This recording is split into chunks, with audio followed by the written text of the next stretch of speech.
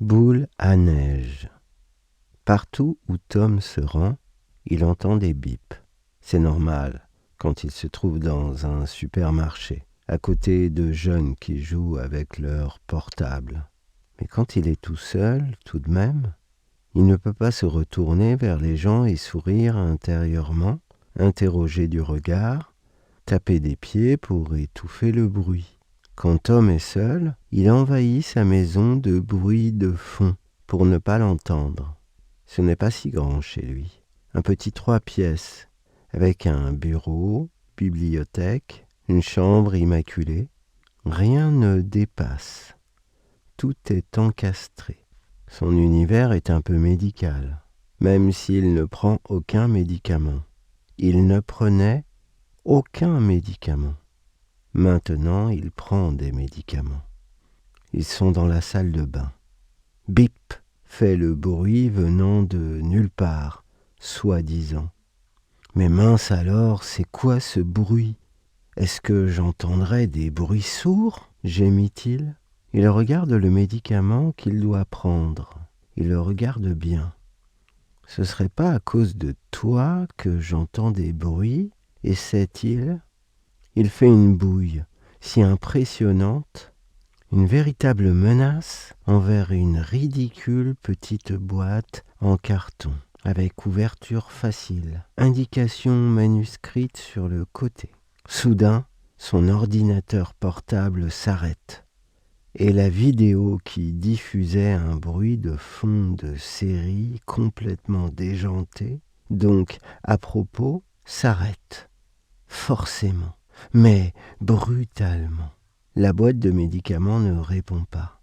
Tom est plutôt rassuré. Ce serait vraiment extraordinaire que la boîte de médicaments entamée réponde quand il lui parle. Mais ce n'est pas tout ça. Il lui est impossible de rallumer son ordinateur portable. Tom tourne littéralement en rond dans la maison, téléphone portable à la main, lui aussi inutilisable, comme si le ciel lui tombait sur le pied. Ça fait mal comme un rebord de table dans le bide. L'air dans son appartement devient irrespirable. Il finit de s'habiller. Heureusement qu'il avait préparé des vêtements la veille. Parce que la porte de son placard ne s'ouvre pas non plus. Il met un pantalon quelconque, un pull quelconque. Hier, il se sentait quelconque. Son idée d'habillement se situait dans la mode. Je sors de mon appartement pour quelques minutes, pas besoin d'en faire trop. Je vais quand même prendre ma voiture. Il descend ses escaliers comme un mec appelé par la gravité. 5 à 5 les marches. Il arrive dans son garage et il enfonce les clés de sa Toyota. Mais elle se coince dans la serrure. Un bon coup de pied sur sa portière, son image dans la vitre qui lui fait peur, le dissuade de laisser ce type désespéré casser sa voiture. Tom surgit au bas de son immeuble. Les gens lui sourient. « Bonjour monsieur, comment allez-vous » lui demande une jeune femme, plutôt pas mal et vraiment souriante. Il regarde derrière lui, si elle ne parle pas à quelqu'un d'autre. « Oui, c'est bien à vous que je parle. Bonjour, je m'appelle Alicia. Je me demandais si ça vous dirait de parler un peu avec moi. On pourrait même faire une petite promenade ensemble. Qu'en penses-tu, Tom ?» dit la jeune femme en prenant son bras. Tom prend une grande respiration et remarque tout de suite qu'Alicia sent très bon. Son parfum est discret, mais un peu entêtant. Alicia lui fait vaguement penser à quelqu'un, mais il n'arrive pas à mettre la main dessus. « J'apprécie votre manière de marcher, Alicia, » remarque Tom. « Ah oui? Et pourquoi? Dis-moi, Tom, qu'est-ce que tu aimes dans ma façon de marcher ?» Son sourire est si sincère que le trentenaire a l'impression qu'elle est de sa famille. Ils arrivent au parc. Tout le monde est si souriant. Un couple nous fait signe. « Ici, ici, là il reste une place », nous dit Héloïse. Elle est charmante. Elle nous fait un petit geste pour nous dire que ce n'est rien, de nous asseoir. et elle reprend sa conversation avec sa partenaire. « C'est ta manière de marcher. Elle me donne l'impression que tu as tout ton temps, » répond finalement Tom.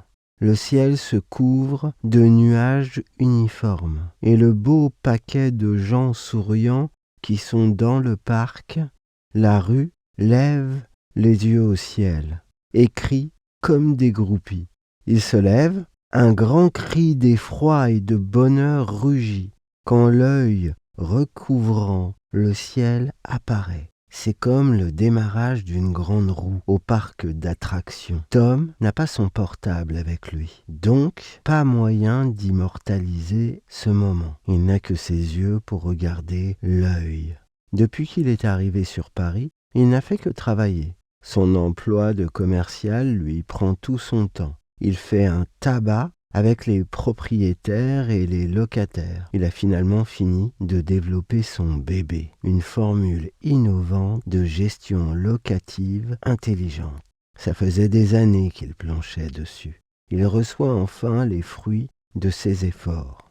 Un grand appartement, une belle voiture et maintenant, apparemment, une femme qui pourrait avoir l'âge de sa fille dans quelques années. Alicia avait exactement 8 ans de moins que lui, et d'après les données qu'il recevait d'on ne sait où, elle serait bientôt fécondable. Alicia se serra contre lui. Tous les couples se serraient dans les bras, comme Alicia et Tom. Billy jeta la boule à neige, dans laquelle il voyait Paris, un parc, une rue et des gens qui avaient l'air totalement fous. Il souriait. Dans sa rue, à lui, les voitures brûlaient, les appartements étaient en feu. Billy y était habitué. Ça faisait 2 jours que des pannes d'électricité intempestives avaient provoqué des courts-circuits. Les assureurs refusaient de payer, ce qu'ils considéraient comme une catastrophe naturelle. Les gens étaient à bout, il n'y avait plus ni télévision, ni communication.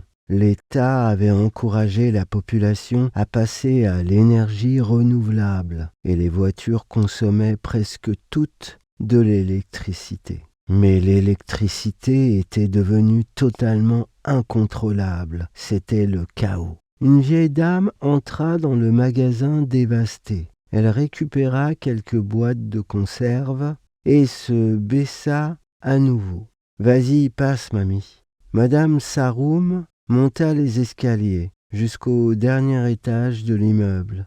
Elle avait oublié d'installer la porte électrique, comme son gardien l'avait sommé de le faire. Elle tourna la clé et entra dans son appartement, à l'angle de l'immeuble. Elle s'installa sur sa terrasse avec une couverture.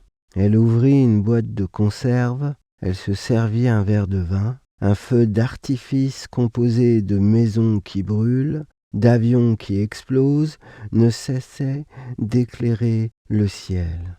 C'étaient des vies en moins.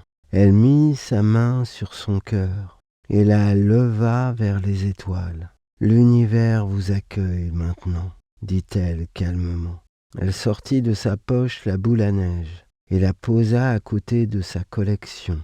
Après le tremblement de terre, Alicia et Tom rentrèrent chez eux. Dans le ciel, il y avait des feux d'artifice. Leur ville avait tenu le choc. « J'espère que ça va marcher, » dit Tom, en appuyant sur le bouton de l'ascenseur. « Bien sûr, Tom. Tout est rentré dans l'ordre maintenant, » le rassura Alicia. Juste à ce moment-là, la porte de l'ascenseur s'ouvrit.